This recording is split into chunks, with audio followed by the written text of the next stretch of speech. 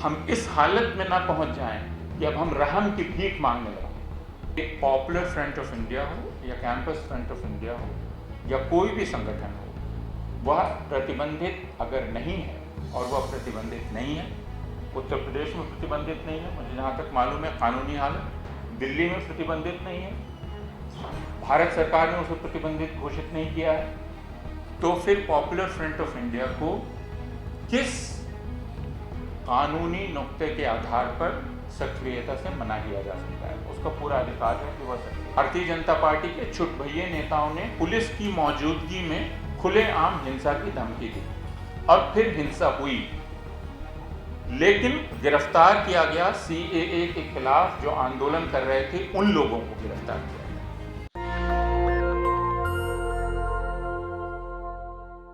21 सितंबर को दारांग जिले के सिपाजार में ढालपुर में अतिक्रमण हटाने के नाम पर पुलिस ने जो गोलीबारी की, उसमें 3 लोगों की मौत हुई।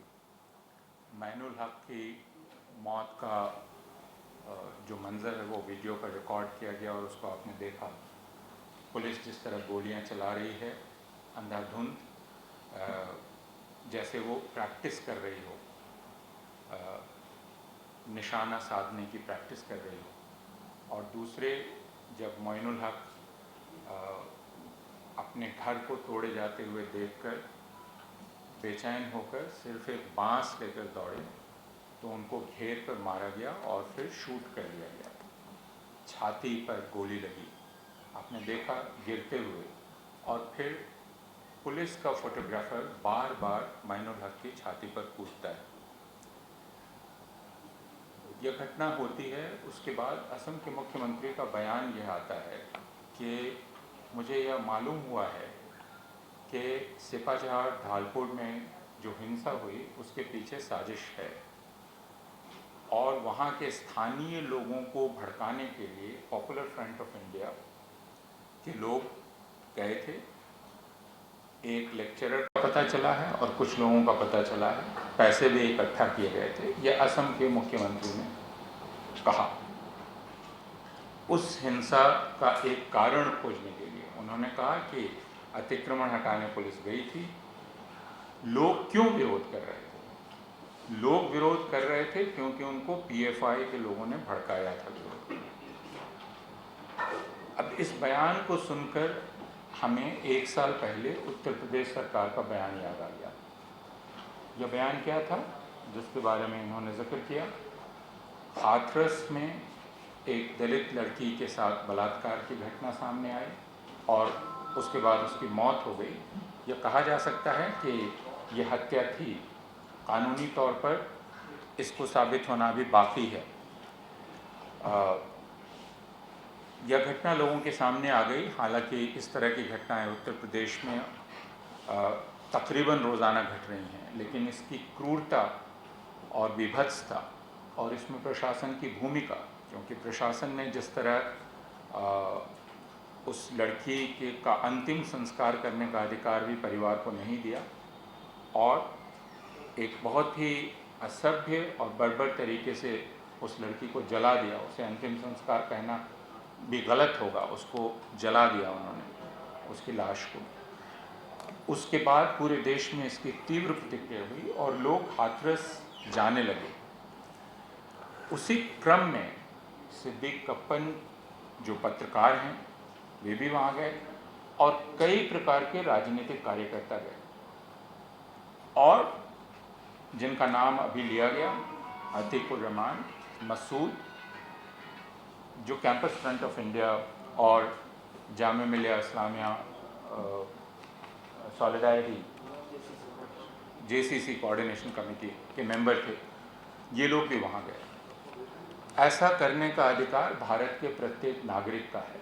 अगर भारत में कहीं अन्याय हो रहा हो, कहीं भी नाइंसाफ़ी हो, वहाँ जिसके साथ नाइंसाफ़ी हुई है उसकी हमदर्दी में जाकर खड़े होने का, उसके लिए आवाज़ उठाने का हक हमें है, और इसके लिए हमें किसी से इजाज़त नहीं लेनी है। लेकिन उत्तर प्रदेश पुलिस ने हाथरस को एक की किलेबंदी कर दी और हाथरस में किसी के जाने को उत्तर प्रदेश सरकार ने यह कहा कि यह दरअसल वहाँ हिंसा भड़काने जा रहे थे। मैं असम की घटना का जिक्र कर रहा था। और फिर उत्तर प्रदेश सरकार ने मसूद, सिद्दीक कप्पन और अतीक इनकी जो गिरफ्तारी की, उसके बाद यह कहा कि हमें पक्की तौर पे पता है कि पॉपुलर फ्रंट ऑफ इंडिया के लोग वहाँ सांप्रदायिक हिंसा और जातिवादी हिंसा फैलाने की साजिश कर रहे थे। कुछ दिन पहले आपको मालूम है सिद्दीक कप्पन के मामले में 5000 पृष्ठों की चार्जशीट जारी की गई है। उस चार्जशीट की काफ़ी चर्चा हुई है, मीडिया के लोगों को मालूम है, इसलिए मैं उसके विस्तार में नहीं जाना चाहता। लेकिन उस चार्जशीट में जो बात लिखी है, पहले उन्होंने कहा था कि सिद्दीक कप्पन झूठ बोल रहे हैं कि वे पत्रकार हैं। पहले अदालत में यह कहा गया था सरकार की तरफ से कि सिद्दीक कप्पन ये झूठ बोल रहे हैं कि वे पत्रकार हैं। वे पत्रकार हैं ही नहीं, वे पॉपुलर फ्रंट ऑफ इंडिया के छिपे हुए आदमी हैं। लेकिन चार्जशीट में यह कहा गया है कि सिद्दीक कप्पन की पत्रकारिता की जांच करने से यह पता चलता है कि वे हमेशा ये लिखते रहते हैं कि भारत में मुसलमानों पर जुल्म हो रहा है, इसलिए वे जो सहाफ़त कर रहे हैं उस सहाफ़त का मकसद मुसलमानों को यह बताना है कि वे शिकार हैं और उनको भड़काना है, और इस तरह वे सांप्रदायिक हैं। चार्जशीट का अगर लब्बो लुबावा आप देखेंगे तो वह यह है। अब इसका एक सिरा जुड़ता है, मैं आपको याद दिलाऊं, शर्जील इमाम जो जवाहरलाल नेहरू यूनिवर्सिटी के छात्र हैं और जिनको गिरफ्तार किया गया, CAA के खिलाफ जो आंदोलन चल रहा था, उस आंदोलन के दौरान ही उन्हें गिरफ्तार किया गया। शर्जील इमाम पर क्या आरोप था? उनके खिलाफ जो इल्ज़ाम लगाया गया उसमें कहा गया वे इस किस्म की किताबें पढ़ रहे थे, पॉल ब्रास की किताब पढ़ रहे थे, जिन किताबों में एक तरफा बात कही गई है भारत में सांप्रदायिक हिंसा को लेकर। उन्हें दोनों तरह की किताबें पढ़ना चाहिए। अब इन सब को कभी वक्त आएगा, और अभी भी ऐसा हो रहा है, कि सन 2014 के बाद से पुलिस और प्रशासन ने जिस प्रकार की कार्रवाई की है और जिस प्रकार की चार्जशीट दायर की है, उनके अध्ययन के लिए विश्वविद्यालयों को अलग से केंद्र बनाना पड़ेगा और उनका अध्ययन करना पड़ेगा। लेकिन अभी मैं यह कहना चाहता हूँ कि पॉपुलर फ्रंट ऑफ इंडिया हो या कैंपस फ्रंट ऑफ इंडिया हो या कोई भी संगठन हो, वह प्रतिबंधित अगर नहीं है, और वह प्रतिबंधित नहीं है, उत्तर प्रदेश में प्रतिबंधित नहीं है, मुझे जहाँ तक मालूम है कानूनी हालत, दिल्ली में प्रतिबंधित नहीं है, भारत सरकार ने उसे प्रतिबंधित घोषित नहीं किया है, तो फिर पॉपुलर फ्रंट ऑफ इंडिया को किस कानूनी नुक्ते के आधार पर सक्रियता से मना किया जा सकता है? उसका पूरा अधिकार है कि वह सक्रिय है। यह ज़रूरी नहीं है कि यहाँ बैठे लोग पॉपुलर फ्रंट ऑफ इंडिया और कैंपस फ्रंट ऑफ इंडिया की राजनीति से और उसकी विचारधारा से सहमत हों, यह आवश्यक नहीं है। लेकिन पॉपुलर फ्रंट ऑफ इंडिया और कैंपस फ्रंट ऑफ इंडिया को जब तक गैर कानूनी घोषित नहीं किया गया है, उन्हें राजनीतिक सक्रियता रखने का अधिकार है, और उसके किसी भी व्यक्ति को संविधान में जो उसका अधिकार है उसका प्रयोग करने का भी हक है। और यही काम अतीकुर रहमान कर रहे थे और मसूद कर रहे थे।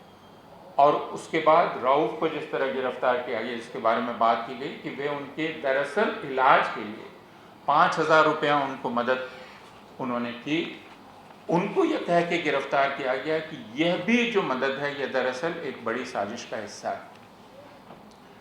अभी अगर पूरे हिंदुस्तान को आप देख लें, मैंने असम का जिक्र किया, अगर दिल्ली में पिछले साल फरवरी को जो हिंसा हुई थी, CAA के खिलाफ चल रहे आंदोलन को कुचलने के लिए की गई हिंसा थी, यह बहुत साफ था। उस हिंसा के बाद दिल्ली पुलिस ने जो कहानी गढ़ी, उस कहानी में भी उसने बार बार पॉपुलर फ्रंट ऑफ इंडिया का नाम लिया। यह कहा कि पॉपुलर फ्रंट ऑफ इंडिया यह साजिश कर रहा था कि दिल्ली में हिंसा हो, उमर खालिद यह साजिश कर रहे थे कि दिल्ली में हिंसा हो, इन शर्जील इमाम यह साजिश कर रहे थे कि हिंसा हो, जबकि पूरी दिल्ली ने देखा, यह रिकॉर्ड पर है और पूरे भारत ने देखा कि 2019 के दिसंबर से प्रधानमंत्री, गृह मंत्री, भारत के संघीय सरकार के कई मंत्री ऐसे भाषण दे रहे थे जिन भाषणों में CAA के खिलाफ जो लोग आंदोलन कर रहे थे उनके विरुद्ध घृणा फैलाई जा रही थी। प्रधानमंत्री ने कहा कि जो आंदोलन कर रहे हैं उनको उनके कपड़ों के रंग से पहचानो। गृह मंत्री ने कहा EVM का बटन इतनी जोर से दबाओ कि शाहीन बाग में जो बैठे हैं उनको करंट लगे और वो उठ जाएं। ये साफ तौर पर हिंसा का उकसावा था।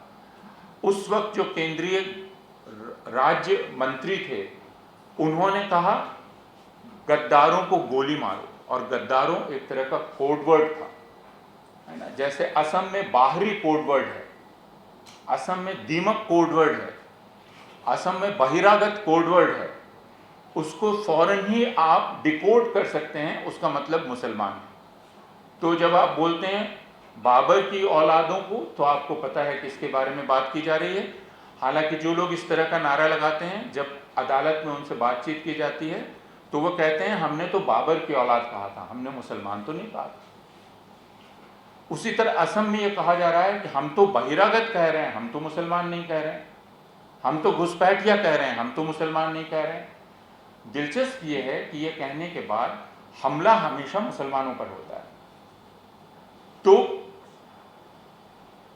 प्रधानमंत्री, गृह मंत्री, केंद्रीय मंत्री, दूसरे केंद्रीय मंत्री, दिल्ली के सांसद परवेश वर्मा, जिन्होंने खुलेआम इंटरव्यू दिया कि शाहीन बाग में आतंकवादी और बलात्कारी छिपकर बैठे हैं, वे आकर आपके घरों में जब आपकी बहू बेटियों का बलात्कार करेंगे आप हमारे पास मत आइएगा, परवेश वर्मा ने यह कहा। उसके बाद भारतीय जनता पार्टी के छुटभइये नेताओं ने पुलिस की मौजूदगी में खुलेआम हिंसा की धमकी दी और फिर हिंसा हुई, लेकिन गिरफ्तार किया गया। CAA के खिलाफ जो आंदोलन कर रहे थे उन लोगों को गिरफ्तार किया गया और पुलिस ने यह कहानी गढ़ी कि दरअसल मुसलमानों को कोई दिक्कत नहीं थी CAA से, मुसलमान बेचारे बिल्कुल ही इससे नाराज नहीं थे, ये तो इन लोगों ने जाकर भड़काया, शर्जील इमाम ने भड़काया, उमर खालिद ने भड़काया, नताशा नरवाल ने भड़काया, गुलफिशा ने भड़काया, इनके भड़काने से हिंसा हुई। असम में भी यही कहा जा रहा है और हाथरस में भी यही कहा गया कि अगर ये जाते, इनकी साजिश थी हिंसा करने की, और जो क्रम बतलाया गया वो क्रम बहुत साफ है, उसको भी दोहराने की जरूरत नहीं है। ये दिल्ली में भी किया गया और दिल्ली के बाहर भी, वो चाहे खालिद सैफी की गिरफ्तारी हो, चाहे ताहिर हुसैन की गिरफ्तारी हो, चाहे और लोगों की गिरफ्तारी हो, इन सब की गिरफ्तारी एक से अधिक मामलों में की जाती है।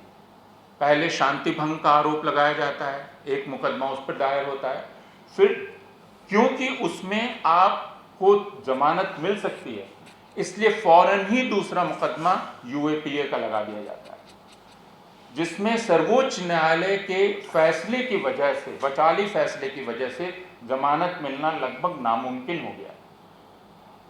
और UAPA जब आप किसी पर लगा दें तो आप ये तय कर देते हैं कि वो सालों साल जेल में सड़ता रहे, मुकदमा शुरू नहीं होगा और वो किसी नतीजे पर नहीं पहुंचेगा, और एक शख्स 1 साल, 2 साल, 3 साल, 5 साल, 10 साल जेल में सड़ता रहेगा और यही उसकी सजा होगी। यह मंजर हम पूरे हिंदुस्तान में देख रहे हैं। मुसलमान इस चीज़ को कोई आज से नहीं झेल रहे हैं, कई सालों से झेल रहे हैं, हम ये जानते हैं। और ऐसी बहुत सारी कहानियां हैं और अब बहुत सारी किताबें हैं जिनमें 10 साल, 15 साल जेल में रहने के बाद लोग बाहर निकले हैं, उन पर कोई भी आरोप साबित नहीं हो पाया है, लेकिन चूंकि उन पर आपने UAPA लगाया था, उनका बाहर निकलना नामुमकिन हो गया था। तो आज हम यहाँ इकट्ठा हैं और ये बहुत ही बदनसीबी की बात है कि यह मुल्क अब इस तरह की वर्षगांठें मना रहा है। आज हम एक वर्षगांठ मना रहे हैं। इसी प्रेस क्लब में हम 13 सितंबर को उमर खालिद की गिरफ्तारी की वर्षगांठ मनाने आए थे। अभी कुछ दिन बाद आप फिर एक और वर्षगांठ कहें या बरसी कहें वो मनाने आएंगे। उसके पहले नताशा नरवाल और इन लोगों की गिरफ्तारी का 1 साल हमने मनाया था। सुधा भारद्वाज का 3 साल। फादर स्टैन स्वामी 1 साल नहीं गुजार सके, गुजर गए। आखिरी बात मैं ये कहना चाहता हूँ कि अदालत के पास अभी भी रास्ता है। एक तो यह कि उसने खुद पर जो बंदिश आयद कर ली है वटाली फैसला करके, उस बंदिश से खुद को आज़ाद करे। एक फैसला सर्वोच्च न्यायालय का आया है, वह यह है कि आप अगर गैर ज़रूरी देर कर रहे हैं मुकदमे का निपटारा करने में तो जमानत दी जा सकती है। यह आया है, यानी आपका इरादा ही नहीं है मुकदमा चलाने का। आपने इतनी ज़्यादा शहादतें रख दी, इतनी ज़्यादा गवाह रख दिए, आप चला ही नहीं पाएंगे। तो फिर 5 साल, 6 साल, 10 साल किसी को जेल में रखने का कोई तुक नहीं, उसे जमानत मिलनी चाहिए। अदालत कम से कम यह काम कर सकती है और अपने ऊपर हिंदुस्तान के शहरी का भरोसा वापस ला सकती है। हमें इस सरकार का पता है, इस सरकार की राजनीति का पता है, हम इस सरकार से कोई उम्मीद नहीं रखते। उत्तर प्रदेश में अभी तुरंत जो लखीमपुर खेरी में घटना हुई है, उसके बाद फिर उत्तर प्रदेश सरकार का जो बयान आया है वो तकरीबन वही है। उत्तर प्रदेश सरकार ने कहा है कि उस साजिश की वो जांच करेंगे जिसके चलते हिंसा हुई। यानी वो फिर एक कहानी बनाना चाह रहे हैं कि, और एक भारतीय जनता पार्टी के नेता का बयान भी आया और राष्ट्रीय स्वयंसेवक संघ के, कि जो हिंसा हुई है वह वामपंथी किस्म की हिंसा है। यानी साजिश की एक और कहानी गढ़ी जा रही है। तो हम सब लोग जो यहाँ इकट्ठा हैं और ख़ासकर मीडिया के जो हमारे दोस्त यहाँ इकट्ठा हैं, हम उनसे ये गुजारिश करना चाहेंगे, क्योंकि असम का मीडिया हो या हिंदी इलाकों का मीडिया हो या कन्नड़ मीडिया हो या भाषाओं का मीडिया हो, उन सब ने भारत की जनता के साथ बहुत नाइंसाफ़ी की है, क्योंकि उन्होंने सरकार का प्रवक्ता होना तय कर लिया है। हम आपसे अनुरोध करते हैं कि आप मेहरबानी करके जो सच्चाई है वह लोगों को बतलाएं, ताकि लोग जान सकें कि उनके हिंदुस्तान में क्या हो रहा है, उनके हिंदुस्तान के साथ क्या हो रहा है, और वे अपना फैसला कर सकें। अगर उनको सही सूचनाएं ही नहीं दी जाएंगी, सही विश्लेषण ही नहीं दिया जाएगा, तो हिंदुस्तान की जनता अपना राजनीतिक फैसला कैसे कर पाएगी। इसलिए हम आपसे खासकर अपील यह करना चाहते हैं कि यह करें, और हम अदालतों से यह अपील करना चाहते हैं। अतीक की सेहत के बारे में यह बात की गई, हम इस हालत में ना पहुंच जाएं कि अब हम रहम की भीख मांगने लगें।